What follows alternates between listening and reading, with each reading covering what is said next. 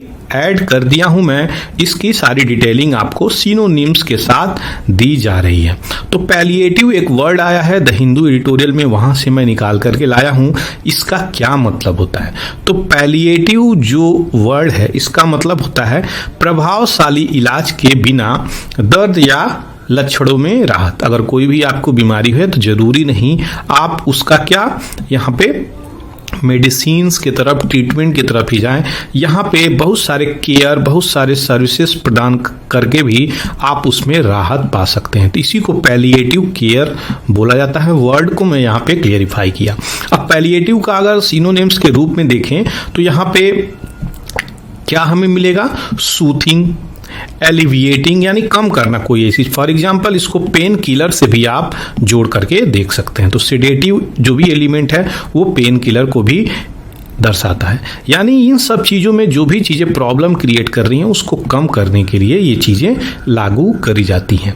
काल्मेटिव, Kameng, rare एलिविएटिव, एलिविएटरी, लेनिटिव, demulcent, एसुएसिव, मिटिगेटरी और मिटिगेटिव और पैरिगोरिक। तो ये जो इम्पोर्टेंट आपके सामने यहाँ पे वर्ड दिए हैं, इसका कहीं से भी प्रश्न बन सकता है। आपके ग्लोसरी में काफ़ी हद तक अगर एक बार में आप 5 ही वर्ड इसके याद कर ले रहे हैं तो भी आपको बहुत ज़्यादा बेनिफिट मिलेगी।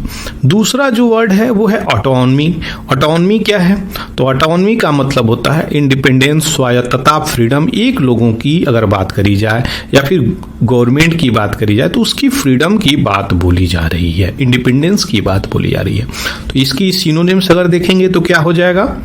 Self government, independence, self rule, home rule, sovereignty, self determination, freedom, autarky, self sufficient, individualism. तो ये इसकी सिनोनिम्स आपको दे दी गई। तीसरा जो है इम्पैक्ट, इसका क्या हिंदी मतलब होता है? तो इसका होता है प्रभाव, क्या आप डालें।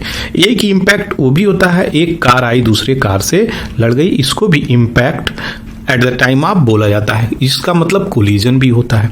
तो यहाँ पे उन्हीं सब चीज को देखेंगे। तो प्रभाव का क्या होगा यहाँ पे?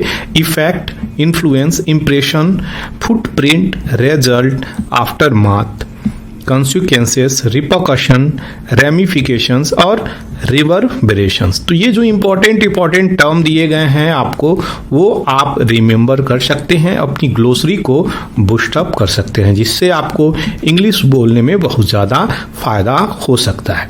तो ये सब इंपॉर्टेंट है। कॉन्सिक्वेंसेस, रिपरकशंस, रेमिफिकेशंस, रिवर्बरेशंस, ये जो इंपॉर्टेंट वर्ड्स हैं ये आपकी राइटिंग स्किल को भी बूस्ट करते हुए नजर आएंगे। तो याद रखिएगा, consequences, repercussions, ramifications and reverberation, ये इंपॉर्टेंट वर्ड्स इसके हैं। अब आगे बढ़ते हैं, देखते हैं पीआईबी न्यूज में क्या आया हुआ है। तो पीआईबी न्यूज की तरफ बढ़ के देखेंगे।